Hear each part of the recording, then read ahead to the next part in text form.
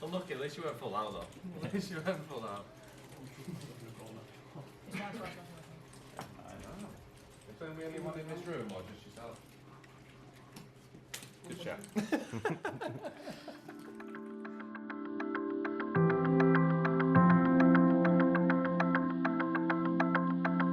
So my name's Stephen Parkin. I'm a verified Twitch partner, which means I play video games online and people watch me play video games.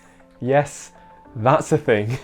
I'm also an ex-professional esports player, and I have a personal ambition to help support the next generation of young people with their well-being, with their fitness, with online safety, cybersecurity, and the awareness of initiatives like awareness of suicide, and using video games, online video games, as that tool, as that mechanism to help support the next generation of young people.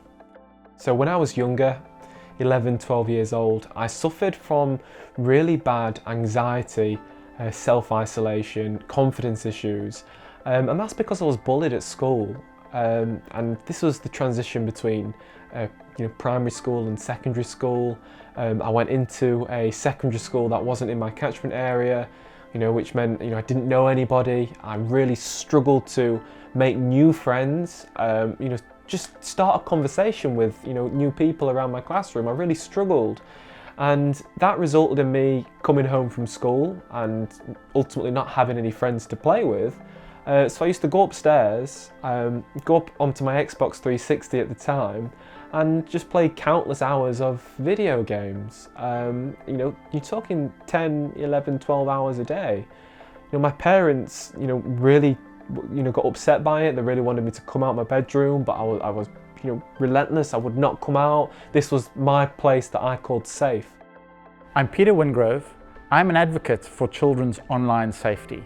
I believe that the online safety of our young people is something that's all of our collective responsibility.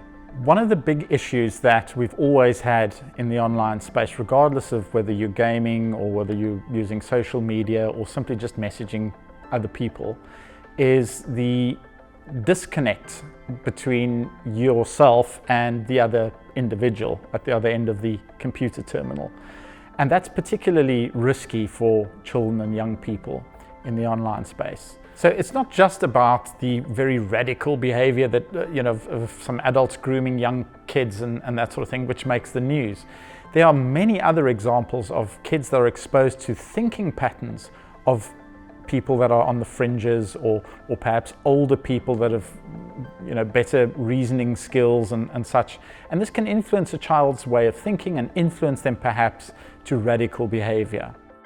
I love the friendliness of this course. As a woman in gaming, you sometimes get scared going around other people, like other men who game, because you don't know their opinions on women in gaming. But I've never really had any problems from the boys in this course, as I'm the only girl, and they soon realise that I'm better than some of them. It's bringing people together and giving them a platform to actually communicate, help with their mental sort of aspects of life, and just be part of a community, a bigger, wider community, and gives them such good endorphins, serotonin, all the great stuff that sport gives you. The guys are giving you exactly the same, but just in a gaming aspect. We know that our kids all go home and start gaming and everything, but why not give them a safe space to do so? A lot of children do suffer from social anxiety, do have autism and things like that. They tend to lock themselves away in the bedrooms a lot. They just game from home. They don't get out in fresh air. They don't have friends. But these courses, they get them out. They get them. They're living their lives. They're making friends, a lot of friends that are all like-minded as well. And it builds the confidence so much. Lily was just so quiet and such a shell before she started this course. And she's just completely different now. She's going to university.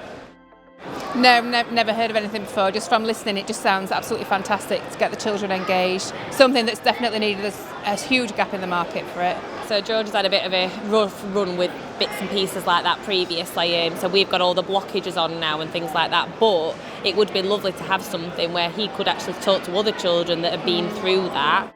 It's so important to have these programmes, and I mean, we've got a whole safeguarding unit that, you know, teaches kids to look for red flags online, because you don't know who you're talking to, you don't know who's out there and what their intentions are, and I think it's really important to make sure as adults we can't monitor kids online all the time. That's a fact. You don't know what they're doing online. Maybe you can put in precautions, but you'll never 100% know what's going online.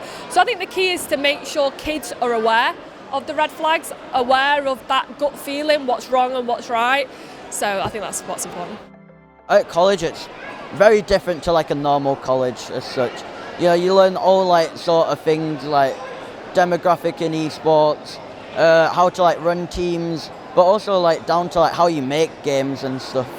You know, it's fun, entertaining. The work isn't too hard, and it gives like opens so many paths like for jobs in the future that you can go to. I went into the college, went into like do like game development, but if I like go on to do that and not enjoy it as much, there's about 90 other jobs that I can go and do for. So it's been very fun.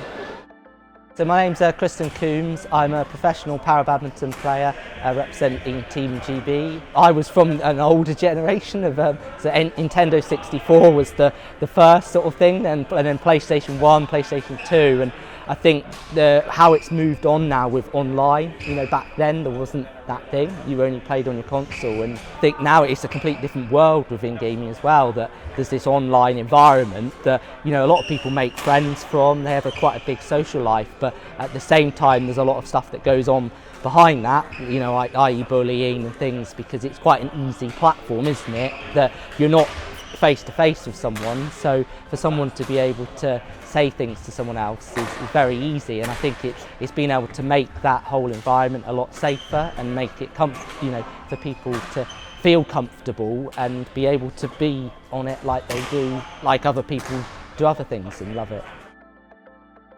So I'm David Jack Wilson. I compete in para badminton. I'm part of obviously GB and originally Wales. I compete in the SU5 category. I'm currently top 12 in the world, and yeah, British #1 currently. If I'm getting abused and I report it, that needs to be followed up, and a lot of the time it doesn't feel like it does. But also, like, I don't even think it's just the case of, as you said, like people, like youngsters are now starting to play. What they're doing is they're, you know, going on Twitch or YouTube and they're watching these streamers, and they're sometimes being abusive as well to people that have just killed them as well. So I don't think it's just Infinity Ward needs to clamp down on it. I think like a lot of like streaming partners need to actually be like, you need to just not. I get that it's your own platform so you can do it, but it's not as simple as people. You got to be responsible for the people that are watching you. So there's definitely them. Like there's obviously like parental controls that I think could be added to things like that. To be fair, like I don't really see much awareness of it either, like through the big social platforms. So I think like promoting the awareness of like anti-bullying and stuff, and like all you really see with like big games is like a message here and there, but that's it. Like I think there's so much more that they could do to like prevent it, and also like promoting like a little bit of promoting like diversity. For example, for me, like with my arm, like I don't really see that much disability awareness, and I play with a different controller, but like no one really seems to like promote any sort of awareness of anything really. And it doesn't have to be a huge amount, but just like the acceptance of gaming really. Name is Ryan Daniels, company's Hydra Creative, and I'm managing director. Kind of my family's always been around gaming. My older brother's a 3D artist, so when I was growing up he was making games. We always had consoles and different games around and things like that, so I've always, ever since I can remember, always had them around. Probably the biggest problem with online game, well, it's probably two in my mind. One is kind of online trolling, which you'll definitely get playing sports games and kind of multiplayer combat games and things. You get a lot of, people call it banter, but it crosses a line a lot of the times. There should be a lot more done in terms of probably chat detection, checking what messages get sent between people, and just generally trying to just make it a bit more of a friendlier place.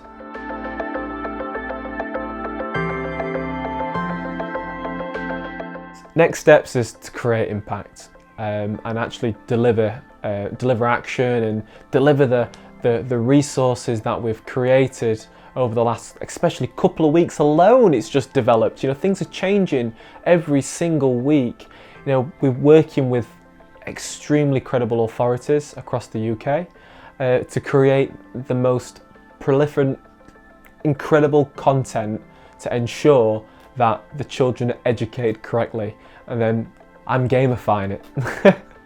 Ultimately, gamifying it. So we've got some incredible resource, some incredible content, and then we make it fun and engaging.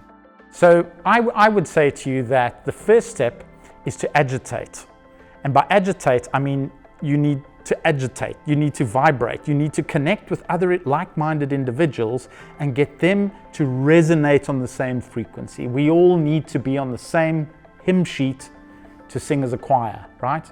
That's the first step, and that's why I passionately believe in this. That's why I'm an advocate for the online safety of our young people. We need to start these conversations. And when you go from here, Matt, you need to have this conversation with somebody else. And Stephen, and whoever we talk to, everybody needs to go and have these conversations, one-on-one initially, and eventually we create small groups. And then eventually we're reaching influential people in council, in the NHS, in regional government, in national government, and hopefully on the international stage, the United Nations, and so on and so on.